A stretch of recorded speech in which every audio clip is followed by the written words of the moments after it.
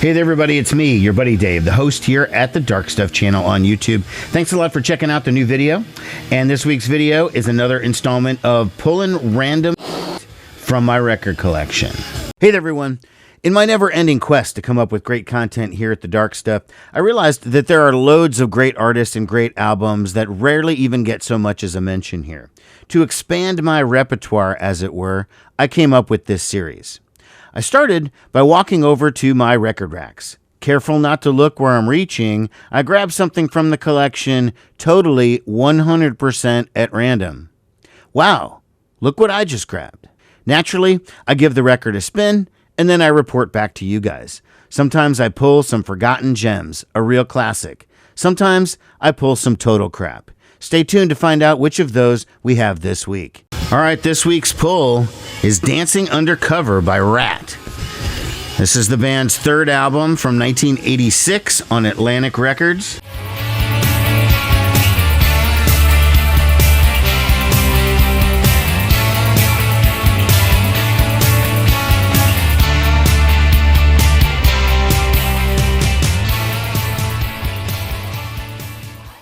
Yeah, so Dancing Undercover, Ratt's third album and third platinum album in a row. These guys were so huge. And of all of the, so-called hair metal bands from the 1980s, I saw Ratt the most of any of those bands. I could only find 2 ticket stubs, but here's one from November 15th, 1985. And I know on that particular show, Bon Jovi was the opening act. And here is February 10, 1987. That was actually on this Dancing Undercover tour. Opening act on that show was Poison. I mean, in my opinion, Ratt was like probably the most consistent of all the hair metal bands from that era.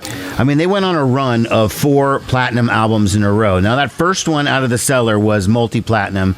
That's practically a greatest hits record. Every song on that is good. I mean, they were huge right out of the gate.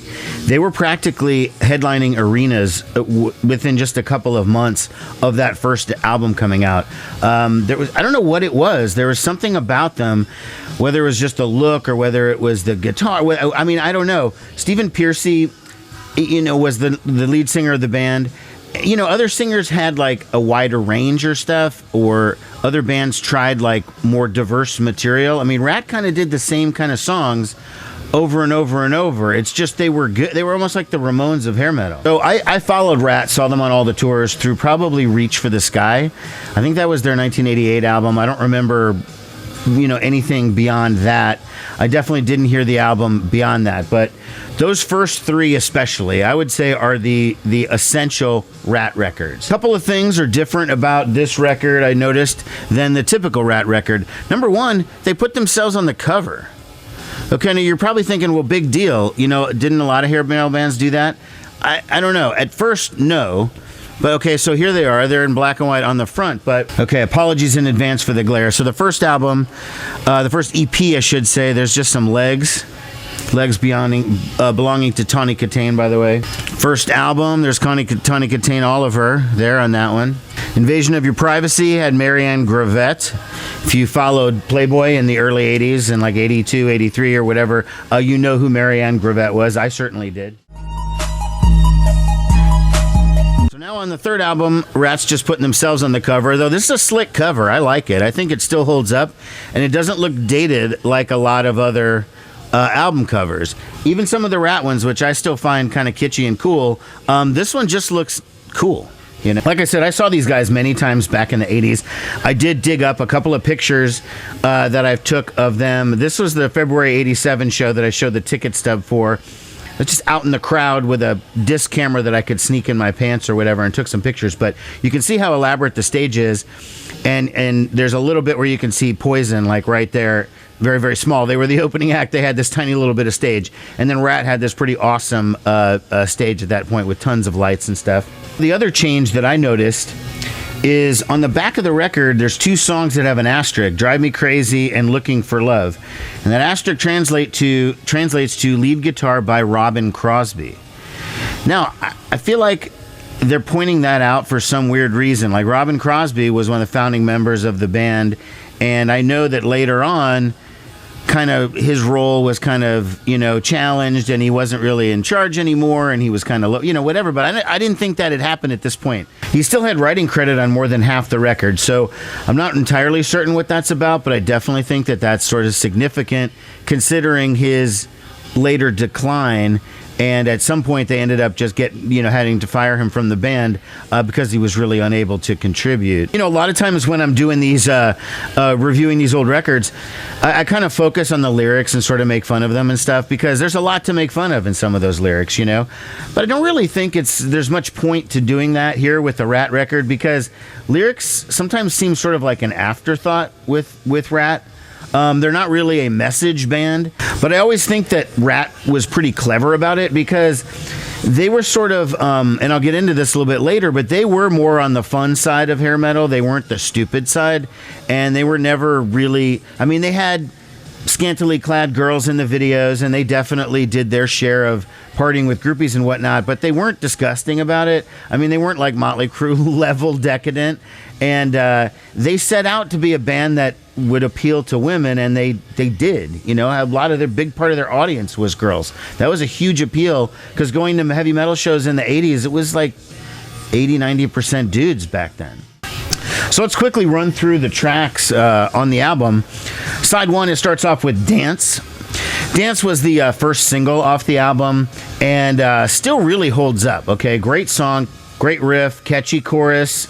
Again, like I said, this is the fun side of heavy metal, or of hair metal, I should say, not the stupid side. It's a simple chorus. It's just Stephen Pearcy going dance, dance, dance. And the video is a great video with lots of dancing. Okay, it's like classic. It's formulaic in a certain way, but it always works because kids like watching videos of other people dancing for some reason. I never could really get it. I wasn't like a bandstand guy, but I certainly see how it worked with this song. Okay, the next song up is called One Good Lover. This was written by Stephen Pearcy and Robin Crosby. Has a good opening riff, and the gist of the song basically is like, so he's saying like how great she is in bed, but he's also saying how good like he is too, right? So the line is, she's one good lover, one to another. So it's like, hey, I'm catching you, like you're pretty good, but like, right, that's because it's coming from me. So he's like, she's one good lover, one to another, one good lover made for each other. That's the gist right there. So it's kind of a compliment to me as well as to you when I'm singing you this song.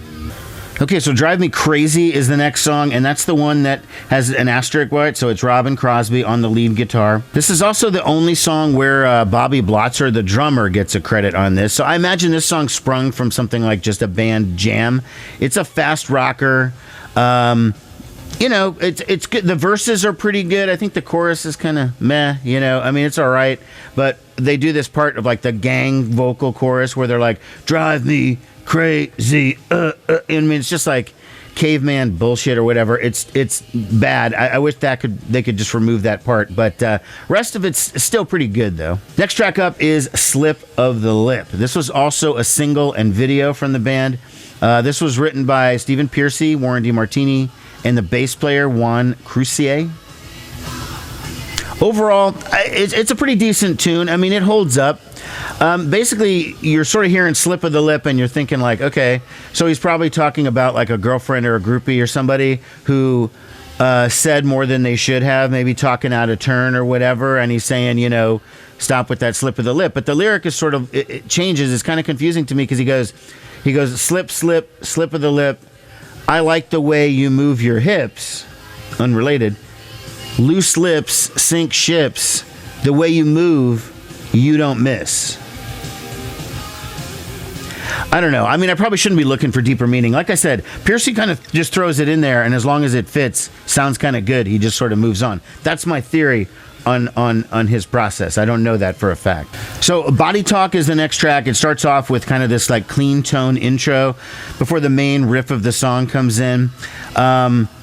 It's like a fast rocker. It's got like a decent chorus. Again, lyrically, you can distill it down to something very simple. He says, it's body talk. You're speaking a language that's easy to hear. Just right to the point. I get it. Whatever your body is saying, I am reading that message loud and clear. With being sexy. So overall, side one was pretty strong. I mean, I remembered this record being all right, but like it held up pretty strongly. So let's jump over to side two. The first song on side two is called "Looking for Love." This one has a great riff. I really like the opening riff, and I think the verses are good. The choruses are just really stupid. It's like the way he goes is just goes, I'm looking for you, you're looking for me, it's nothing new, you're only looking for love. And it's just, it's down from how good the riff is, because the riff is really solid and the verses are good.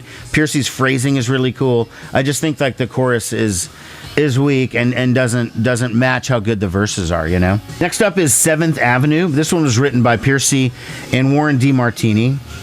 This one, you know, it's kind of a pretty generic song. The music is sort of funky by Ratt standards, I would say.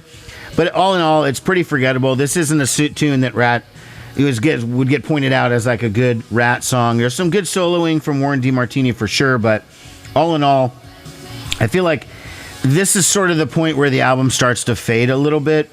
You know, Ratt's first album was like 10 out of 10. Every track was great. But as you go through their catalog, it's kind of diminishing results a little bit. You know, maybe instead of 10 songs are great, maybe you get 7 on the next one and then 6 on the next one and what have you. Next song is called It Doesn't Matter. This was written by Juan Croucier and Stephen Piercy. It's a catchy song. It's kind of a different riff than any other sort of songs on the album. I imagine maybe that was because it's a Juan Croucier riff and he seems to come up with like weirder stuff. But whatever it is, it doesn't matter, right? Stephen Piercy does not want to know about it. That's, again, you can surmise the songs very easily. Whatever it is, it doesn't matter. I don't want to know about it. Next up is a tune called Take a Chance. And I sort of wish the band had posed that question to themselves, because this question is just like, you know, the song is so generic. Why don't you take a chance? Let's try something different. This song is just a complete throwaway. You know, again, this album is just fading fast at this point. And the last song on side 2 is called Enough is Enough. And yeah, I've been feeling it. Like, enough is enough. Let's end this record right here. This is a track written by Piercy, DeMartini, Crosby, Croucier. It opens with this kind of clean tone guitar, and it sounds kind of unique and different. And so I'm sort of feeling it. I'm like, okay, interesting. You know, kind of almost like a soft rock intro at first. The heavy part comes in about 30 seconds in or so, and then it becomes just kind of a throwaway song, just kind of a generic, you know, tune. So it does feel like this record absolutely ran out of steam. Maybe by the time of Looking for Love, 7th Ave. After 7th Avenue, I think the last couple of tracks are just really kind of clunkers on this one. So all again, I think this was a pretty decent pull. I mean, no question that Out of the Cellar is a superior record, and this was maybe the last of the really, really good Ratt records, but it still kind of holds up. I mean, I enjoyed the listen. I think the riffs are still pretty tasty. The production doesn't sound super dated in a way that sometimes like a couple of Motley Crue records do, like maybe Theater of Pain. Well, all right, everyone, this pretty much wraps up Ratt Dancing Undercover. Hope you got something out of that. Thanks a lot for watching, everybody. Take care. Bye-bye.